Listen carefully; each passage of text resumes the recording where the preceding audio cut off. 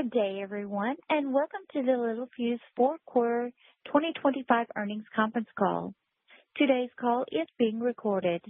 At this time, I will turn the call over to Head of Investor Relations, David Kelly. Please proceed. Good morning, and welcome to the Littelfuse fourth quarter 2025 earnings conference call. With me today are Greg Henderson, President and CEO, and Abhi Khandelwal, Executive Vice President and CFO. This morning, we reported results for our fourth quarter, and a copy of our earnings release and slide presentation is available in the Investor Relations section of our website. A webcast of today's conference call will also be available on our website. Please advance to slide 2 for our disclaimers. Our discussions today will include forward-looking statements. These forward-looking statements may involve significant risks and uncertainties. Please review today's press release and our Forms 10-K and 10-Q for more detail about important risks that could cause actual results to differ materially from our expectations. We assume no obligation to update any of this forward-looking information. Also, our remarks today refer to non-GAAP financial measures. A reconciliation of these non-GAAP financial measures to the most comparable GAAP measure is provided in our earnings release available in the Investor Relations section of our website. I will now turn the call over to Greg. Thank you, David, and thank you to everyone for joining us today. This morning, I will provide highlights on our fourth quarter and then an update on the progress we're making on our strategic priorities. But I wanted to start by highlighting 2 recent exciting developments. First, we closed the acquisition of Basler Electric in December. Basler strengthens our high-power capabilities and expands our position in key growth markets, including grid and utility infrastructure and data center. I got the opportunity to meet their leadership and technical teams last month, and this left me even more excited about Basler's market and technology positioning, scalability, and long-term growth opportunities with Littelfuse. Second, we are excited to announce that we'll host an Investor Day on May 14th in New York, where we'll provide a detailed review of our strategy and long-term financial goals. I look forward to sharing more about Littelfuse and our opportunities at this event. Now, turning to our fourth quarter, we delivered strong performance with year-over-year revenue growth of 12%. Across our businesses, we continue to drive momentum in our high-growth markets. We delivered double-digit revenue growth in data center, grid and utility infrastructure, and renewables markets. Automotive grew mid-single digits despite declining global vehicle production in the quarter. Finally, we're seeing emerging signs of broad-based industrial recovery into 2026. In the fourth quarter, our teams also delivered on our operational excellence priority, which culminated in our earnings results exceeding the high end of our guidance range. Throughout 2025, we remained focused on executing our strategic priorities, and we exited the year with a robust backlog and considerable momentum. Entering 2026, we are well positioned to drive strong performance. We expect to deliver double-digit first quarter revenue growth and significant earnings expansion, supported by our fourth quarter bookings, up more than 20% versus the prior year. Abhi will discuss specific results and our outlook in more detail shortly, but I want to thank our global teams for their persistent hard work and efforts. Now I want to share the progress we're making as we enhance our focus on future growth opportunities.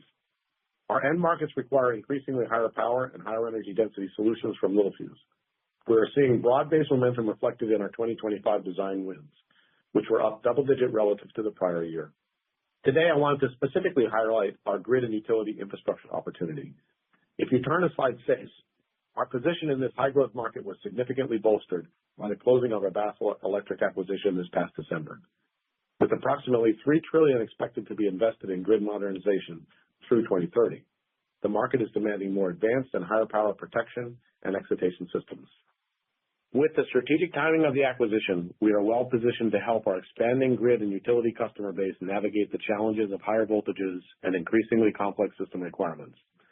Basler enhances our core high power protection capabilities and equips us to sell more complete solutions. We believe our complementary portfolio, coupled with their deeply embedded relationships, positions us for double-digit growth and strong profitability within this market. An example of our expanding reach, this quarter, Basler was selected as a design partner for a next-generation control system solution for a leading player in the high-power industrial and data center backup generator market. Now turning to our second strategic priority, which is to work more closely with our customers to help better understand and solve their technology challenges. Our new go-to-market evolution is live, and we're seeing the early signs of success following our Salesforce realignment, which is now market-facing, customer-centric, and focused on solving our customers' most complex challenges with our complete technology portfolio. As an example, we continue to drive significant progress in the data center market, where we were early to adapt our new sales model. Our 2025 data center design wins more than doubled relative to the prior year. As you can see on slide 7, we have a comprehensive data center technology portfolio, and we are capturing meaningful wins with leading hyperscaler, cloud, and infrastructure customers. The data center market is undergoing a significant architectural shift to high-power systems. As shown on slide 8, we believe our content opportunity on these next-generation architectures will be significantly more than double current levels. Importantly, we also have meaningful growth opportunities across the data center infrastructure ecosystem, and the acquisition of Basler further expands our high-power data center infrastructure capabilities. To illustrate our momentum, we secured a significant design win for a static transfer switch with a leading data center infrastructure provider. This solution leverages our high-power semiconductor and packaging technology, which enables increased power density of approximately 20%, improved efficiency, and simplified integration into the customer's equipment. This win is for a 2-megawatt UPS bypass and power distribution unit application that enables uninterrupted power to data center racks. Shipments are slated to begin in the first half of 2026, representing continued momentum and growth in high-power data center solutions. Turning to our third strategic priority, enhancing operational excellence. Today, I want to highlight our semiconductor business opportunities. This business is core to our technology differentiation. Our market-leading protection and complementary power semiconductor products are critical to our mission of enabling a safe and efficient transfer of electrical energy. Last quarter, we shared that we made a change in semiconductor leadership. I would like to provide an update on the strategic progress we're making in optimizing our power semiconductor products, which accounts for roughly half our semiconductor business. First, we have made a decision to sharpen our focus on high-value and high-growth applications. We have differentiated technology and strong customer relationships in high-power markets, such as data center, battery energy storage, grid and utility infrastructure. We have started the process of rationalizing our portfolio to reduce exposure to lower-value product families and are aligning our manufacturing strategy accordingly. As part of this initiative, we are reviewing our power semiconductor manufacturing footprint to ensure it is optimized and resilient. We believe these actions will significantly improve the strategic focus and profitability of the business and position us to deliver next-generation technologies that will drive growth in our targeted markets. We look forward to providing further updates on these initiatives and sharing our full strategic and financial roadmap at our May Investor Day. Taking a step back, we closed 2025 with considerable momentum, reflected in our fourth quarter performance. We closed the Basler acquisition and drove robust backlog through customer and market traction throughout year-end. Into 2026, we are focused on executing our three strategic priorities and believe we are positioning Littelfuse today for meaningful long-term scale and leading shareholder performance. With that, I'll hand the call over to Abhi. Thank you, Greg, and to everyone joining us. Today, I will start with an update on the Basler acquisition. Then, I will walk you through our fourth quarter results, followed by our first quarter outlook. We'll then be happy to take your questions. As Greg mentioned previously, we're excited to close the acquisition and look forward to executing on the meaningful revenue synergies and opportunities that the combination of Basler and Littelfuse will deliver. We anticipate the acquisition will contribute between $130 and $135 million in revenue and 10 to 15 cents of adjusted earnings in 2026. We also expect Basler to deliver a high teens adjusted EBITDA margin for the year. With that, please turn to slide 10 for details on our fourth quarter. Going forward, comparisons I will discuss will be relative to the prior year unless stated otherwise. We delivered strong results as revenue in the quarter was $594 million, up 12%, and up 7% organically. The Dortmund and Basler acquisition contributed 3% to sales growth, while FX was a 2% tailwind. Adjusted EBITDA margin finished at 20.5%, up 480 basis points, reflecting meaningful operational leverage, while fourth quarter adjusted diluted earnings were $2.69. We also delivered meaningful cash generation in the fourth quarter. Operating cash flow was $139 million, and we generated $120 million in free cash flow. We ended the quarter with $563 million of cash on hand and net debt to EBITDA leverage of 1.2 times. In the quarter, we returned $19 million to shareholders via our dividend. Now, before we go into further details on our results and outlook, I wanted to discuss the non-cash goodwill impairment charge that we recorded in the fourth quarter. The impairment charge of $301 million is for the IXYS and Dortmund acquisitions, and is the result of our annual impairment testing of our reporting units. It reflects weaker sales and profitability than original expectations amid persistent soft market conditions. As Greg mentioned, we have an opportunity to enhance our power semiconductors focus on applications and markets where we have strong market share, brand power, and technology expertise. With a sharpened strategy, power semis will better complement our market-leading protection capabilities and ultimately drive improved performance over the long term.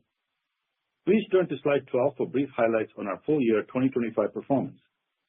We delivered strong revenue growth of 9%, while adjusted EBITDA margin expanded 260 basis points to 20.9%, reflecting the focused execution of our strategic priorities. We also delivered robust cash flow for the year, with free cash flow expanding 26%, showcasing the strength of our operating model. We continue to target free cash flow conversion of more than 100% in 2026. Please turn to slide 13 for our segment highlights, starting with the electronics product segment. Sales for the quarter were up 21%, led by strong passive products organic sales, as well as growth contributions from protection semiconductor products. Adjusted EBITDA margin of 23.7% was up 370 basis points, reflecting favorable year-over-year passive and protection volume leverage. For the full year, sales increased 13%, while adjusted EBITDA margin expanded 190 basis points, driven by solid volume leverage. Moving to our transportation product segment on slide 14. Fourth quarter sales increased 1% year-over-year, but declined 1% organically. Passenger vehicle organic sales growth was more than offset by softer commercial vehicle volumes. Adjusted EBITDA was 16%, reflecting our team's focus on driving margin expansion in a continued soft transportation market environment. For the full year, our focus on operational execution led to solid margin expansion, and we remain confident in our ability to drive long-term transportation profitability enhancements despite continued soft market conditions into 2026. Turning to slide 15.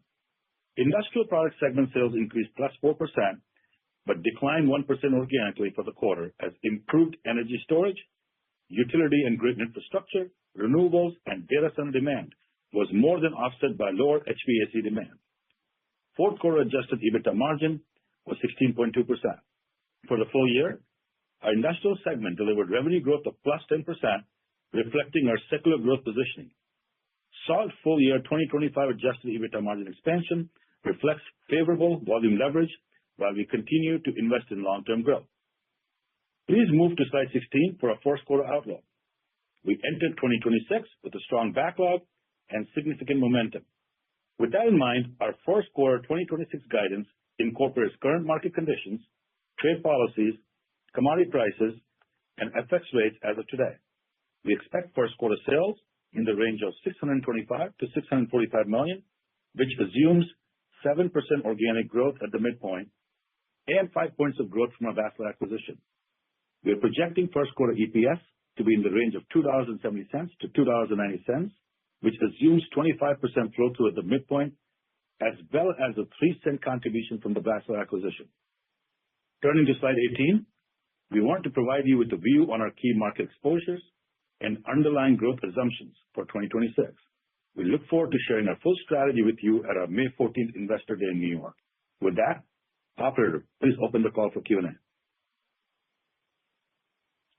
This time, to ask a question, simply press star followed by the number 1 on your telephone keypad. Again, that is star 1 to ask a question. And our first question comes from the line of Luke Junk with Baird. Please go ahead. Good morning. Thank you for taking questions. Greg, maybe if we could start with data center. Obviously, it's emerged as a big part of the story over the past year. Just hoping you can help us think through some of the key incremental drivers as we move through, not only in the first quarter, but through 26 in terms of share gain opportunity flowing through that 2x backlog growth that you cited for the full year, and maybe even initial tailwinds from those higher voltage sockets starting to launch. You mentioned the award in the script that, first half 26 shipments are starting there. Just how should we kind of scale in the opportunities we go through this year? Thank you. Yeah, thank you, Luke, for the question. Good morning. We continue to see good progress in the data center market. I think I emphasized that Data center is one of the early markets where we focused on our sales realignment, putting a dedicated team focused on our customers, selling our complete technology portfolio. We're already seeing traction. As I mentioned, our design wins were up significantly, more than doubled in 2025, and we continue to see momentum. And I think the good news, as is shown on the chart, as the customers are moving to higher voltage systems, their architectures are higher voltage and DC high voltage systems, there's a lot more opportunity for us, and we're part of those conversations with our customers now on architecting that. So we can't give a quantitative number exactly because the architecture are evolving, but it's at least twice the opportunity for us as we go to the higher voltage systems, and in some cases significantly more than that. So we have momentum. I mentioned the design win on the static transfer switch. We have momentum across the business. Also, Basler has good position in data center for backup power generation solutions. And so, as we mentioned, it's not just in the rack and the white space, but actually more and more solutions that we offer in the gray space as well. So we have good momentum. We continue to see growth in design wins. We will continue to see growth in revenue. And I just say that the thing I'm most excited about is we're having deeper conversations with our customers, talking about more of our technology portfolio, talking about next generation architectures around the high voltage solutions. And look, just to build up on what Greg said, so again, to reemphasize that design wins were 2 times, 2024 and 25. Data center grew strong double digits in the quarter and was a material contributor to our growth story in Q4. We expect it to be a leading, market contributor growth in 26. And then more importantly, as I think about our data center exposure, it's double digits as a % of revenue, inclusive of Basler, as I think about our data center exposure. Very helpful. And then, Greg, switching gears to industrial, you mentioned in the script that you're seeing signs of a more broad-based recovery in industrial into 26. Just hoping you could double-click on that in terms of some of the maybe more specific things that you're seeing, or obviously this touches a few parts of the business, maybe flow through to some specific business impacts as well. Thank you. Yeah, thank you, Luke. Yeah, I would say that, if you look at the bookings we had in 4Q and the momentum we feel, we're seeing a broader-based momentum, I would call it, in our broader industrial market, especially like our diversified industrial segments and industrial automation segments. The one market where I would say we still continue to see softness is in residential HVAC, where we have a reasonable exposure on our industrial business. So that one continues soft, but broadly the market is improving. And I would say the good news is that we see that broad momentum across the business. It's strong in our industrial products and our passive electronics and also our semiconductor protection. The book-to-bill in the quarter was above 1, and we're seeing growth in not just book-to-bill, but also in POS at our end, through it to our end customers. Yeah, and just look, last point I'll make is if you think about the bookings in Q4, we're up 20%. We saw similar, numbers in Q3, so it points to, again, strong momentum exiting 25 and coming into 2026 to Greg's point. Yeah, and then maybe for my last question, it'd be obviously there's a lot of metals inflation out there right now.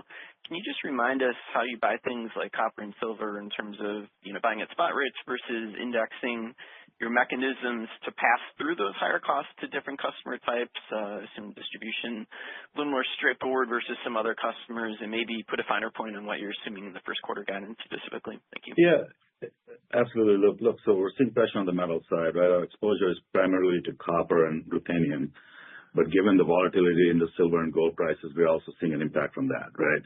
So they kind of think about what our teams are focused on. Firstly, they're focused on supply chain opportunities and really looking at alternate ways to go procure that same material for cheaper pricing. 2, it's around, how do we go price that and take that inflation and price it along to our customers, either through pricing or surcharges. What I will tell you is while we're getting impacted, just like 2025, right? If you think about the price cost tied to tariff, our teams did a great job managing that. That's what we're focused on. That's what we plan to go do this year. Now, there might be some timing between quarters, just given the timing of inflation versus when you get your price. But that said, our goal is to be price cost neutral. We have factored the impact of current commodity prices in our Q1 guide and feel reasonably comfortable about where we are and the Q1 guide. Yeah, just maybe in terms of the first quarter guide, is the assumption that you're price cost neutral in the first quarter guide, or should we think of that as a full year comment? I think it's a full year comment, but like I said, there'll be timing loop throughout the year as we go through it, depending on how the commodity pricing moves versus when we recognize the pricing on it. So that's a full year comment, not a Q1 comment. Understood. I'll leave it there. Thank you. Your next question comes from the line of Christopher Glynn with Oppenheimer. Please go ahead. And congrats on the deal in the data center momentum there. You answered a lot of questions up front about, migration to the higher voltage architectures. Obviously get some constructive comments there, net of some product categories that will diminish. So that's great. Still a question remaining. So curious about, what you're seeing in terms of opportunities like partnerships or consortiums into that space versus standard application design. And I'm just wondering if there's, anything to talk about in that respect. Well, I think, thank you, Chris. I think the thing to understand is that we have increased focus on the data center market, and we're wanting to play across the ecosystem. So we're partnering and talking to the hyperscalers. We're partnering and talking to the chip providers that build the architectures. We're very active in the ODM and the design ecosystem in Asia and Taiwan that supports the design ecosystem. And so what's important about our strategy now is that we have a dedicated focus, we have a dedicated sales focus on the data center customers and increased focus. And I think what's important is that we participate in all parts of that, from the chip designers that are building architectures to the hyperscalers that are designing architectures and power to the ODM in Asia. And we're covering all of that, and we're participating in all of that. And our view is that, we get our products architected and designed in throughout the cycle, and we're touching all those phases. So we're very active. We're also very active in platforms like Open Compute, for example, to make sure we understand where the architectures are going, where the standards are going. One other thing I will emphasize that when you go to high voltage architectures, many of these high voltage architectures, once you go to 400 or 800 volts, products that didn't used to need to be UL certified, for example, now need to be UL certified. We need new standards. We're active in the standards body and the UL certification process for some of the standard setting processes for these high power applications that ultimately are going to go into data center. So we're participating across the ecosystem. That's actually how we think we're going to win, and we're increasingly investing in that.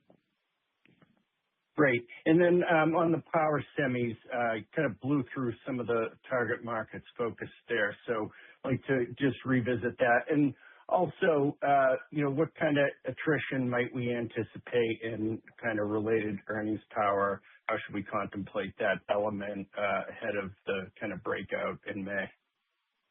Yeah, thank you, Chris. I'm going to try to give a little bit more color. So again, just to anchor on our semiconductor business, which is in our electronics segment, about half the business is our protection semiconductor business. This is actually a model franchise for us. We have very good market position, strong share, good customer value. So that's about half the revenue. And then the other half is our complementary power semi business, which is core to our strategy. And I think where we're focused here, though, is that there's elements of the power semi business where we have high value, see high growth markets, we have meaningful share, we're important to our customers. And actually, those tend to be the higher energy density, high power segments like data center, battery energy storage, grid and utility customers. And so those are the areas where we're going to continue to focus, where we have high value, where we have market position that's giving us differentiated solutions. There are, however, parts of our power semi portfolio where it's lower value and a little bit more commoditized, I would say, where we don't have as much value. And so we're undergoing an effort to rationalize the portfolio and double down on the areas where we believe we can win. And as part of that, we will also be optimizing our manufacturing footprint. So what I think we're telling you is that this is a work in progress.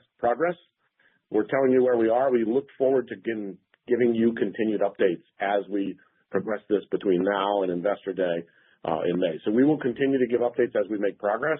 But I think the strategic focus is to continue to, just like we're doing broadly for the company, sharpen our focus on where we play and why we win. Yeah, Chris, just to build on, Greg's commentary, I think the way to think about it from a financial standpoint is as we go through the year, as we make progress, we'll incorporate any changes to our guide. That's point number one. Point number two, again, to Greg's point, our semiconductor business unit is made up of two things really, right? It's protection and it's power. Protection is a model franchise. So what this also does give us an ability to go do is as we rationalize our portfolio, optimize our footprint, get our power semi business at that model level profitability, right? That's what we're focused on. Again, more to come on this, but to Greg's point, our efforts are underway, and as we make progress through the year, we'll keep you up to date, and then more importantly, have a vision and a roadmap by Investor Day so that the team understands what is it that we're going after. Perfect. And then if I could sneak one in on Basler, just curious about how you're seeing the cultural fit, anything kind of edgy on the integration, probably some differences in go to market and specification process with a little bit more of a systems and solution orientation to their portfolio. Yeah, thank you, Chris. Yeah, look, we are very excited to have Basler as part of Littelfuse. As I mentioned, we did the due diligence, but that was kind of a limited process. So I got the opportunity to meet with the team shortly after close in December. What we really like, and actually I left even more excited about is that a couple things. One, Basler is a highly technical organization. They have a great engineering capability. They're market leaders in protection solution excitation systems, and probably punch above their weight based on the size of the company for the capabilities that they have. Two, though, you mentioned go-to-market. We really like about Basler is that they have market position and established go-to-market in the utility industry. If you look at Littlefuse's legacy portfolio, we have technology that really plays in grid utility. And some subsegments of that, like battery storage and solar, we've done really well. But other subsegments that may be more core utility grid space, we have underparticipated, mainly because of focus. But one of the key areas is that we didn't have the channel. So we're actually really excited about Basler and the capabilities they bring. They have complementary products. They're a system-level provider. They provide complete solutions. So many of the places we're going, Basler is. And our goal is to leverage their go-to-market and customer understanding to help us bring more of the Littelfuse portfolio into that space. So just like we're doing other places, we're leveraging that. We're very pleased to have the Basler engineering and go-to-market team as part of Littelfuse, and we see that as a growth synergy out of this acquisition. Great. Thank you. As a reminder, to ask a question, press star 1 on your telephone keypad. And our next question comes from David Williams with Benchmark. Please go ahead. Hey, congratulations on the progress here. It's really great to see, and obviously the tone has changed and much more enthusiastic, so congratulations there. Maybe the first question is, Greg, as you kind of think about over the last 90 days, what has changed or shifted? What do you think has become maybe more positive? And is it simply because of the self-help, the strategy you've implemented, or do you feel like the markets are also helping in that regard? Yeah, so two things. First, I think we're on a multi-year journey, and I think that from the Littelfuse perspective, we're continually making progress. So we've been making progress throughout 25. We anticipate we're going to continue to make progress through 26. And so for us, I would say it's a multi-year journey, and we are seeing results of our progress. We expect to continue that. In addition to that, I would say we continue to see market momentum. So if you go back to 2025, I think the market momentum was maybe more narrow in data center and grid utility, solar, battery storage, energy around data center. The market momentum was a little more narrow. We actually are seeing a little bit broader market momentum. We talked about the broader industrial market momentum. So I would say it's both, right? We are making progress on our strategy. It's a journey. It's, step by step, we're making progress. But also we're seeing some market momentum that is adding to that. Yeah, because just to build on what Greg said, I think a couple of things I'll add to it. First of all, as you see our results for 25, right, we talked a lot about operational execution. While we have more to go do there, you see that play itself out in our margin expansion across all three segments, right, whether it's transportation, industrial, or electronics. Two, I think the whole conversation we just had around power semi and that focus really gives us an opportunity to optimize our profitability and continue to move that profitability to optimal levels. So I think to Greg's point, I think there's a little bit of focus that we're driving that helps us optimize our portfolio further. And then Greg already talked to market momentum. Okay, great. Thanks so much for the color. And maybe secondly, just as we think about for the full year and margins and maybe even off the top line, what do you think is a reasonable place to kind of think about where growth could be this year, just given all of the positive dynamics that we see here? Is it reasonable to assume double-digit growth for the full year, you think?